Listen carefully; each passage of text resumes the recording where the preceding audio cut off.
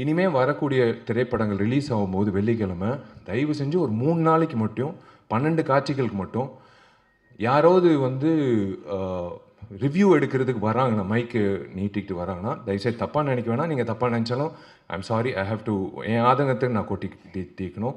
நீங்கள் டிக்கெட் வாங்கிட்டு உள்ளே வந்துட்டு படம் பார்த்துட்டு நீங்கள் அந்த மைக்கை நீங்கள் நீட்டிட்டு உங்கள் கருத்தை நீங்கள் சொல்லிவிடுங்க.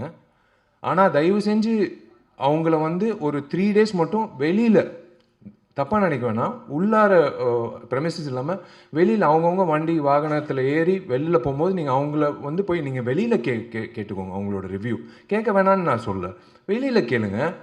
ஆனால் தயவு செஞ்சு ஒரு 3 நாட்களுக்கு மட்டும் அந்த 12 காட்சிகள் மட்டும் எக்ஸிபிட்டர்ஸ் அசோசியேஷன் நான் ஒரு வேண்டுகோளாக விண்ணப்பமாக வைக்கிறேன். உள்ளே மட்டும் கொஞ்சம் ரிக்வெஸ்ட் பண்ணி உள்ளே வந்து எடுக்க வேணான்னு சொல்லுங்கள். வெளியில் எடுத்துக்கோங்க. விமர்சனங்கள் கண்டிப்பாக யார் முதல்ல விமர்சனம் போடுறதுன்னு ஒரு போட்டி இருக்கும், அது தப்பே கிடையாது எல்லாரும். ஆனால் நீங்கள் உள்ளே வந்து ஒரு டிக்கெட் வாங்கி நீங்கள் அந்த படத்தை பார்த்துட்டு அதுக்கப்புறம் உங்கள் கருத்து சொல்லிவிட்டு அப்புறம் மக்களோட கருத்து நீங்கள் சொன்னீங்கன்னா சூப்பராக இருக்கும். அந்த வகையில் ஒரு நல்லாயிருக்கும். எந்த படத்துக்காக இருந்தாலும் அது நல்லாயிருக்கும்.